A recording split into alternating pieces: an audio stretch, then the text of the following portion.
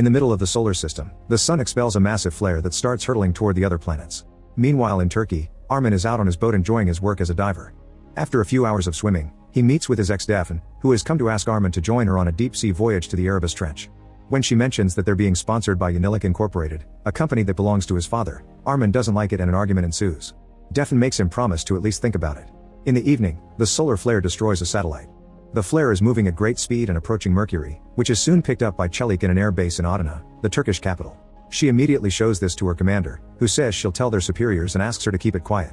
The next morning, a mysterious file is dropped under Armin's door, so he rushes to meet with Daphne again. He finds her with her new fiancé Kenan, which makes things a bit awkward. Armin asks for more mission details, so Daphne shows him some maps while explaining his father is looking for fuel. There's a location that wasn't seen in 100 years and has been found again, which makes Armin excited because there he'll find Savalia savaglia, a black coral he's always wanted but never could put hands on.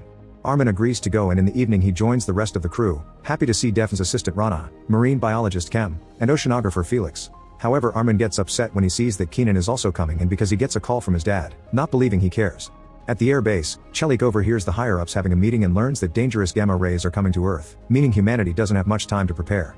Later at home, Çelik calls her mom and tells her to hide underground before Thursday. Unfortunately, her bosses intercept that message and send soldiers to her house. Çelik sees them and immediately rushes to block the door with some furniture so she can escape through the back, leaving her phone behind. By the time the soldiers break in, Çelik is driving away. Out at sea, Daphne decides to do a preliminary dive before reaching the trench to test their submarine, so everyone goes with her while Kenan and the captain stay on the boat. Before they leave, the captain says they've received word that there's something wrong with the ocean over in Asia, but it's blamed on a volcanic eruption, so the group leaves anyway. They're underwater for a few hours when suddenly Armin sees a flash of light, which is strange because everything should be pitch black in this area. They return to the surface, but nobody on the boat is answering the radio. Then they search the boat, only to find it completely empty. On a laptop they discover a video left by Kenan, explaining that they got a message from Asia saying that the sun is killing everyone as it rises, so he and the others have left to find a shelter in coast town. The group agrees to go to the same bunker, but first they must return to the shore to charge the submarine. During the trip, they see something on the radar coming closer. When they finally step on land, they find the whole area empty and there's no power. At that moment they see a huge military submarine come to the surface called Yakamoz S-245. The Navy troops come out and are confused by the lack of power and phone reception. Armin tells Commander Erene what they know as Daphne receives a satellite video message from Kenan, which shows panic taking over the people on the streets. Sunrise is in almost 4 hours, so Erene and his second-in-command Umut gather the soldiers and order them to find the shelter Kenan mentioned. Felix and Kem get some tools from the sub and leave in a car, hoping to find the electrical installation to fix. Daphne and Armin tell Rana to wait there while they join the search, and as soon as they get in another car they're joined by Umut. Moments later, an explosion is heard on the docks. Rana cries because she's scared of dying, so Officer Yonca comforts her. Meanwhile, Felix and Kem finally find the electric towers. The place is an abandoned mess with electrical wires fried and sparks going off, but they decide to try anyway. Kem is shaking and struggling to concentrate, which is soon explained by a bag that falls from his pocket. It turns out he's been taking illegal uppers, so it's better if Felix takes over the repairs. Armin's group makes it to Kos, only to find a fire and a bunch of bodies on the ground. All of them are dead and look like they've combusted internally. Following Kenan's video, the group enters the church, which is also full of bodies.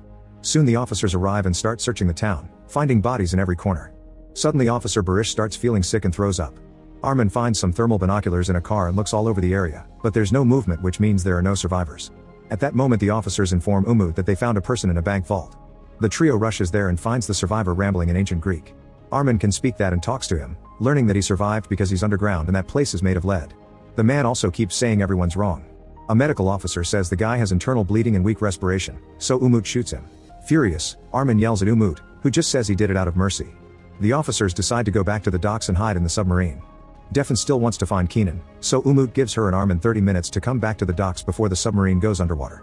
At the bank, a few officers try to get some bags of money before leaving, pointing out the owners are dead. This immediately triggers a fight. At that moment, Felix brings back the power. This activates the bank's security system and a bunch of officers are caught inside. An officer outside tries to help them, but the door is closing, so he has to step back to save himself. On the docks, Felix and Kem come back safely. Rana checks online and learns that according to scientists, the incident is a result of a change in the sun's polarity. This change happens every 11 years, but this time it was stronger than usual and caused the eruption that sent out those giant gamma rays. In Kos, the evacuation signal starts wailing from the speakers across town, mentioning a shelter in Taigaki. Daphne and Armin immediately head there, only to find the shelter also full of bodies, including Kenan's. Armin grabs Kenan's phone and watches the last video, which shows how everyone in the shelter internally combusted at the same time. Daphne has a breakdown, but there's no time for grief because the sun is about to come out.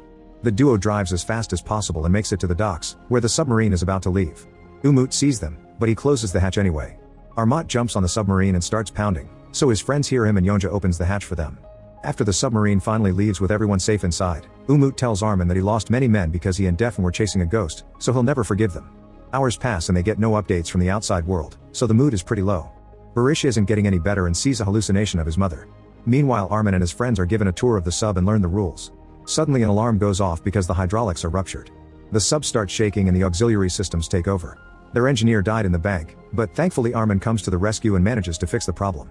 Erene is impressed, and after making Armin some questions to test his knowledge, he decides to make him the new chief engineer. Umut is not happy and promises to end Armin if he messes up. Officer Alton isn't happy either and reminds Armin he has no authority here. The rest of the group is put on cleaning duty and Felix says this is their new normal, because he doubts they'll be able to return to the surface. Suddenly Alton and other officers kick Felix and grab Kem by the neck, hurting him as they blame him for the death of their comrades. After insulting him, they let go of Kem and tell the group to clean up. Udom sees everything from afar but doesn't intervene. Defin tells Armin what happened, but Armin says they need to play along or the officers' attitudes will get worse. Furious, Defin goes to tell Erene of the incident too, but Erene says his soldiers are good and nobody will try anything under his watch. Meanwhile, Barish continues to have hallucinations and even claims to see someone crawling around in the vents, but they don't believe him. Soon the officers discover that there are a few food cans missing, so Alton confronts Defin about it, but Yonja comes to her defense. Getting even angrier, Alton gathers the troops to tell Erene that Armin's group has stolen from them and should be kicked out. Armin comes through and offers a powerful speech about how they all lost loved ones and instead of fighting they should work together to survive. At that moment, Felix notices Barish has a hand grenade and immediately rushes to tell the others. While the civilians stay behind, Erene and the officers go to see Barish, who won't listen to them because he's too far gone. He starts rambling about people that need cleansing and how Earth needs to rise again, mentioning some incoming Judgment Day. Realizing what's about to happen, Erene locks the door behind him just in time. Barish detonates the grenade, dying with Erene. The alarms immediately go off and various leaks appear on the sub, which could cause the pressure to make it explode at any moment. The troops team up with Armin to try to fix the damage, but no matter how hard they work and how many tools they bring, nothing works. Kem is starting to lose his mind and Alton scolds him for it as he grabs him by the neck, so Felix immediately pushes him away. Eventually the group gives up on trying to fix the leak from the inside. Their only option is to swim out and plug the sub from the outside. Defin points out that's too dangerous at this depth, but Armin reminds her they have no other choice. In private, Yonja is crying for Erene, who turns out to be her father. Umut interrupts her to order her to swim out with Armin because she's the only one in the sub with the knowledge to help. After suiting up and grabbing specialized equipment, the duo swims out in the darkness of the deep sea until they find the leaks. While they work, Yonja is suddenly hit by an anglerfish, which knocks her back and makes her miss the location of the sub. Inside, the lights go out as the switchboard goes offline, so they have to activate the auxiliary power. While the officers work on fixing the main power source, Armin continues to work on the leaks, sealing them well. Then he looks for Yonja and finds her just in time to return to the sub without receiving any pressure damage. As they come in, they agree they won't tell anyone what happened. Minutes later, Umut becomes the new commander and Yonja is his second in command.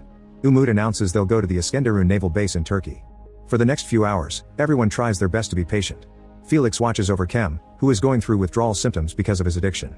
Eventually the submarine makes it to the base and they find empty police cars outside the building. The officers search the whole area, but they only find bodies everywhere. The troops give them proper burial with the traditional army ceremony, and Umut sees a girl among the bodies in the grave, meaning he's hallucinating as well. Another officer snaps him out of it when he informs him they've checked the news and learned there are fires everywhere.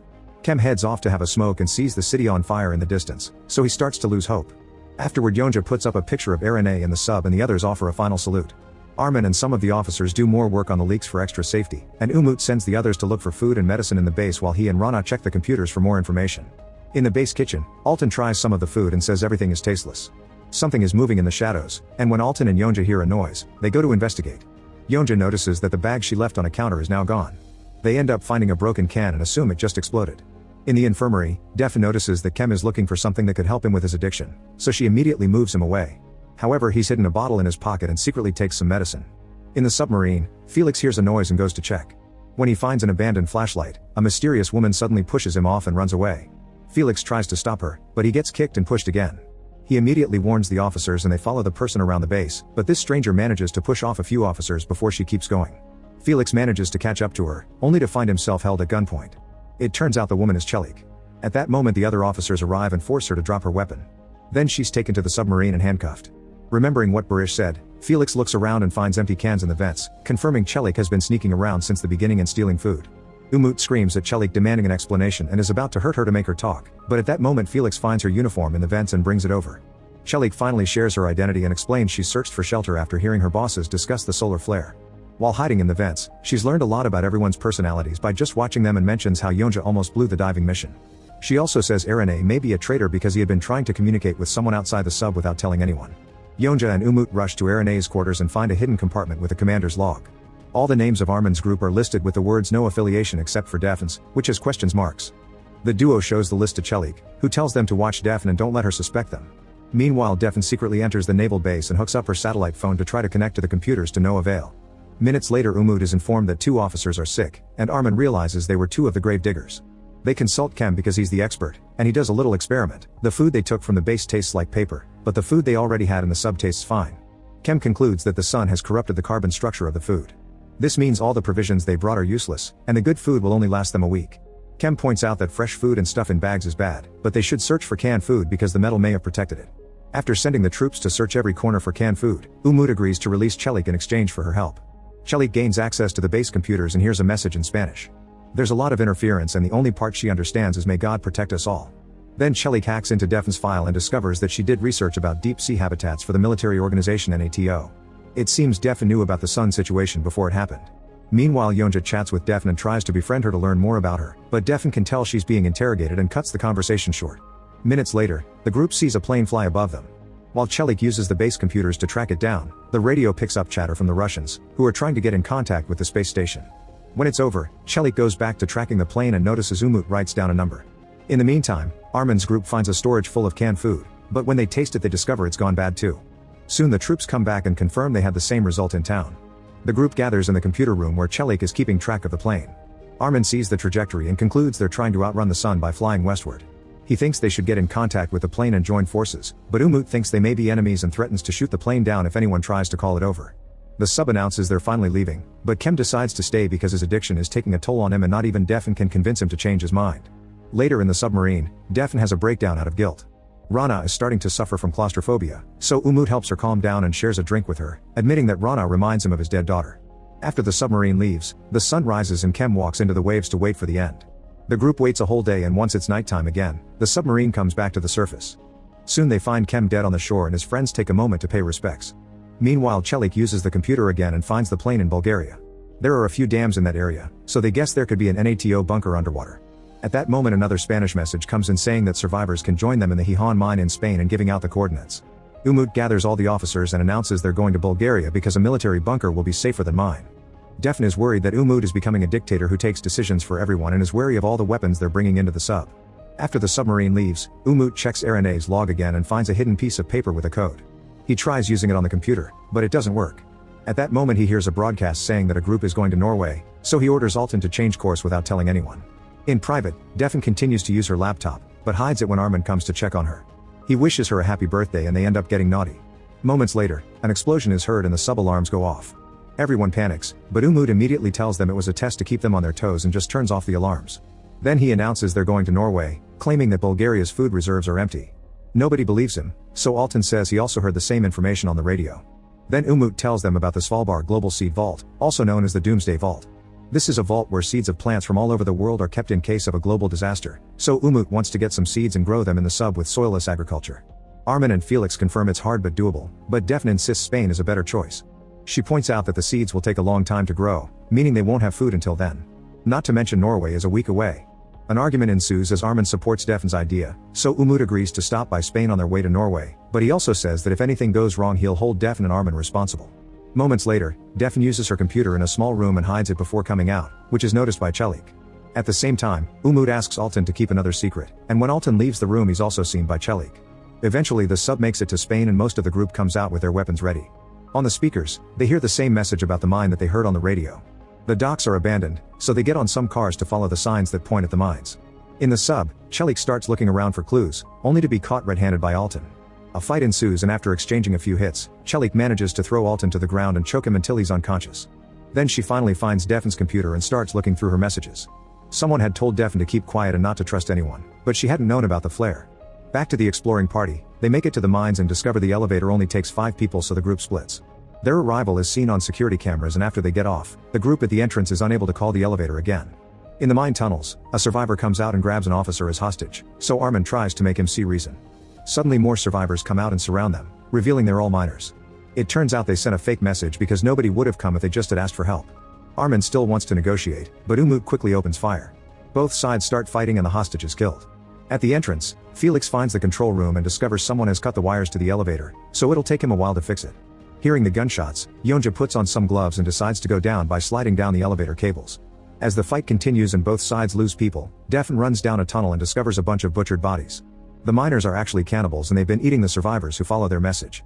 A person comes after her, so Defn hides among the bodies and breaks the light bulb before covering a dying man's mouth to keep him quiet. A flashlight still manages to find her, but it turns out it's just Yonja.